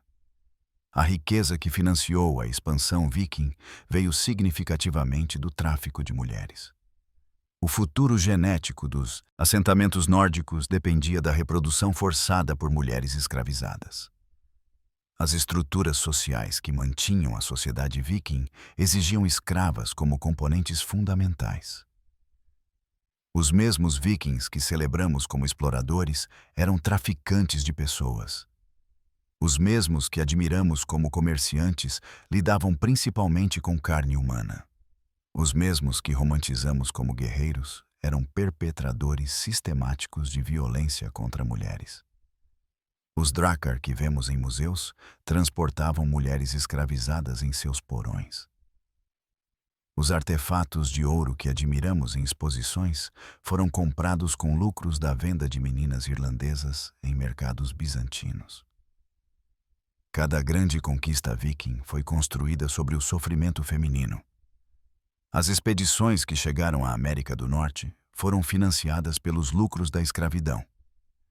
As redes comerciais que conectavam a Escandinávia à Ásia moviam mulheres como uma commodity principal. Os assentamentos que se tornaram nações nórdicas modernas foram povoados através da reprodução forçada por mulheres escravizadas. A literatura das sagas que preserva a história viking mal menciona essas mulheres, exceto como propriedade. Elas aparecem como figuras secundárias, segurando taças em banquetes, trabalhando em teares, existindo apenas em relação aos homens que as possuíam. Suas vozes foram deliberadamente excluídas dos registros. Suas perspectivas foram consideradas indignas de preservação. Suas histórias sobrevivem apenas em fragmentos, em evidências arqueológicas, em estudos de DNA que revelam o que os registros escritos tentaram esconder. A Escandinávia moderna esqueceu em grande parte esta história. Museus focam em navios vikings, armas e exploração. Atrações turísticas celebram a força e a aventura viking. A cultura popular apresenta os vikings como nobres guerreiros ou exploradores aventureiros. A escravidão sistemática e a violação de centenas de milhares de mulheres foram reduzidas a notas de rodapé em narrativas mais amplas da conquista viking. Dublin é hoje uma capital europeia moderna. Sua história viking celebrada em museus e atrações turísticas. Mais de 841 a 1170 foi o maior mercado de escravos da Europa. O solo sob sua seção medieval contém evidências arqueológicas de grilhões de escravos, currais de retenção e valas comuns. A cidade foi literalmente construída sobre fundamentos de tráfico humano. As próprias mulheres não têm memoriais. Nenhum monumento marca onde sofreram. Nenhum museu documenta suas experiências. Nenhuma cultura popular lembra seus nomes. Elas existem apenas como ausências no registro histórico, lacunas onde suas vozes deveriam ter estado, silêncios que falam sobre o apagamento sistemático da experiência feminina da história. Mas seu DNA persiste em milhões de pessoas vivas. Seu sofrimento ecoa em traumas geracionais que moldaram culturas.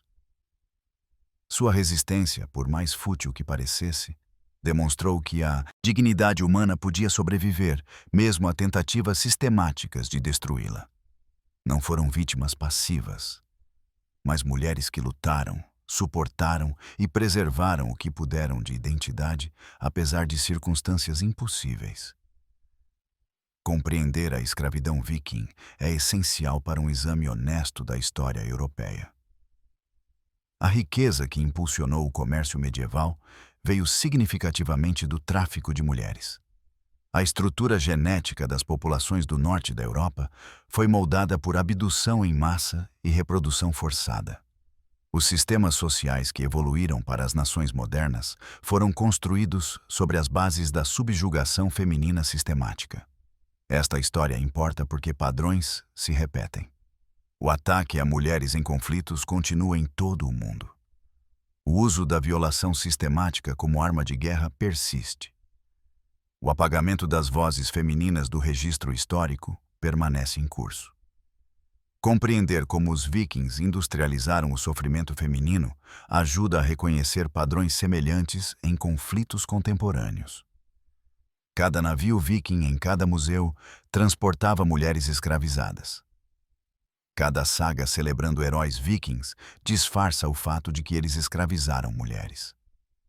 Cada representação romantizada da sociedade viking ignora as centenas de milhares de mulheres cujo sofrimento tornou essa sociedade possível. Nomeamos equipes esportivas com nomes de vikings. Vemos programas de televisão que os glorificam. Consumimos entretenimento que os apresenta como admiráveis, esquecendo as mulheres que eles consumiram. O turismo moderno na Escandinávia inclui atrações vikings que apresentam uma história sanitizada. Visitantes se fotografam com réplicas de navios vikings sem considerar as mulheres escravizadas que esses navios carregavam. Compram souvenirs celebrando a cultura viking sem reconhecer que essa cultura foi construída sobre o sofrimento feminino. Admiram artefatos vikings sem questionar como esses artefatos foram comprados. Essas mulheres merecem reconhecimento não como vítimas sem nome, mas como indivíduos que enfrentaram circunstâncias impossíveis com toda a coragem que puderam reunir. Eram filhas e mães e irmãs. Tinham nomes que foram tomados. Tinham histórias que foram silenciadas. Tinham um potencial que foi destruído pela violência sistemática que as tratava como propriedade e não como pessoas. Sigrid tinha um nome, embora Ibn Fadlan nunca o tenha registrado. Ela tinha uma família em alguma aldeia eslava antes que os vikings chegassem. Ela tinha um futuro que poderia ter incluído casamento por escolha, filhos criados em liberdade, velhice cercada por netos. Em vez disso, ela morreu aos 19 anos no rio Volga, estrangulada, esfaqueada e queimada, para servir um chefe morto em uma vida após a morte que provavelmente nunca existiu. Mas pelo menos podemos pronunciar seu nome, mesmo que tenhamos que imaginá-lo. Pelo menos podemos reconhecer que ela existiu. Pelo menos podemos reconhecer que seu sofrimento não foi uma nota de rodapé na conquista viking, mas central para como essa conquista foi financiada. Ela foi uma de 500.000. Este é o seu único memorial. Até agora, o anjo da morte aperta a corda no pescoço de Sigrid. A lâmina desliza entre suas costelas. O fogo consome o navio, enviando fumaça através do rio Volga em direção ao céu oriental. Testemunhas aplaudem a gloriosa partida do chefe para Valhalla. Ninguém lamenta a garota que queima ao lado dele. Ninguém pronuncia seu nome. Ninguém registra sua história. sua história. Mas ela existiu. Todas elas existiram. 500 mil de mulheres cujos nomes foram deliberadamente esquecidos, cujo sofrimento financiou um império, cujos corpos construíram uma civilização que celebrou seu apagamento. Elas merecem mais do que silêncio, merecem mais do que notas de rodapé, merecem reconhecimento de que a conquista viking foi comprada com seu sangue, sua violação, sua escravidão, suas vidas. A fumaça sobe do navio em chamas, levando Sigrid para o que vier depois da vida. A multidão se dispersa, satisfeita com o sucesso da cerimônia. Amanhã, os vikings atacarão outra aldeia, capturarão outro grupo de mulheres e continuarão a maquinaria do tráfico humano que financiou sua civilização. A história celebra os vikings como exploradores e guerreiros. Ela esquece as mulheres que eles destruíram, mas o DNA lembra. A genética carrega as evidências que a literatura das sagas tentou apagar. Cada pessoa de ascendência nórdica europeia provavelmente carrega marcadores genéticos tanto de vikings quanto de suas vítimas, encarnando em suas células a história que os registros escritos tentaram esquecer. A contabilidade não está completa. Nunca poderá estar. Muitos nomes foram perdidos. Muitas histórias foram silenciadas. Muitas mulheres desapareceram na escravidão e na morte sem nenhum registro de sua existência. Mas podemos reconhecer o padrão. Podemos reconhecer a natureza sistemática da escravidão viking. Podemos entender que o que aconteceu com essas mulheres não foi acidente ou excesso, mas fundamental para como a sociedade viking funcionava. Sigrid morreu em 922. Ela tinha aproximadamente 19 anos. Ela foi escravizada por 2 anos. Ela foi uma das centenas de milhares. Isso é tudo o que sabemos. Isso é mais do que a maioria das mulheres escravizadas recebeu. Isso ainda não é o suficiente, mas é um começo. Reconhecimento de que elas existiram, reconhecimento de que sofreram, entendimento de que seu sofrimento não foi marginal, mas central para a sociedade viking, e apreciação de que não eram propriedade. Mas pessoas cuja humanidade foi negada por sistemas que precisavam de seu trabalho, seus corpos, suas vidas. O fogo consome o navio. A fumaça se dissipa sobre o rio. A multidão retorna às suas vidas diárias.